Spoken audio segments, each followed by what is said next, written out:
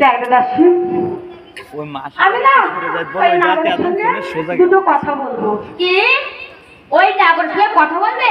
হ্যাঁ। শোনো বেহুলা, যদি ওই নাগর সঙ্গে কথা বলো না, দেখতে পাচ্ছ কত সুন্দর সুন্দর দোকান বসেছে, ওই দোকান থেকে আমার পছন্দ মতো জিনিস কিনে দিতে হবে। আরে শোন শোন, দেখ না কত ভালো ভালো দোকান বসেছে, তুই তো পছন্দ মতন জিনিস নিয়ে যা। আর শোন দাসী, তুই তো জানিস আমি পুতুল খেলতে কত ভালোবাসি, তাই তুই আমার জন্য ওই পুতুল নিতে যেন বলিস না।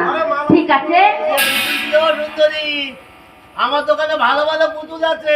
এইটা মনে হচ্ছে পুতুলের দোকান। দেখি দাদা, তোমার দোকানে কত ভালো ভালো পুতুল আছে। আমার দোকানে ভালো চুরি ছিল।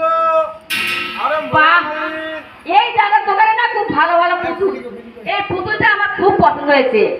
বেহুলা না পুতুল খেলা করতে খুব ভালোবাসে। দাসী, ঠিক আছে, দেখো বেহুলা, তোমার জন্য একটা পুতুল কিনে নিয়ে যাচ্ছি। বলে ও দাদা, তোমার দোকানে কি জিনিস আছে দাদা? বাবা, আমার দোকানে ভালো ভালো সোনার চুরি আছে। চুরি কই দেখি।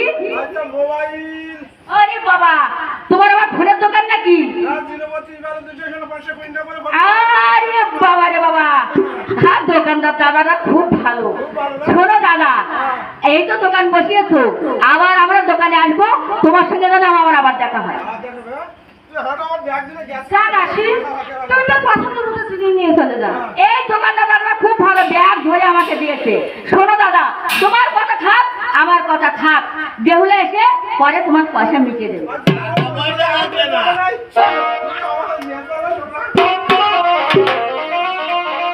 তাই তো আমি আমার দাসীকে তো ভুলিয়ে ভালিয়ে বাড়িতে পাঠিয়ে দিলাম। এবার আমি কি করবো? তাই তো ওই নাগরের সঙ্গে দুটো কথা বলবো। হে নাগর, প্রেমের সাগর, দেশে যাও তুমি, ওই দেশে যে ঘটক পাঠাও, দেরি করো না। ওই দাসী আমার ক্লান্ত করো, এই কথা যদি শোনে কানে, তোমার আমার দুজনারে বলিবে প্রাণে। কোথা থেকে এক সুন্দরী কন্যা এসে আমার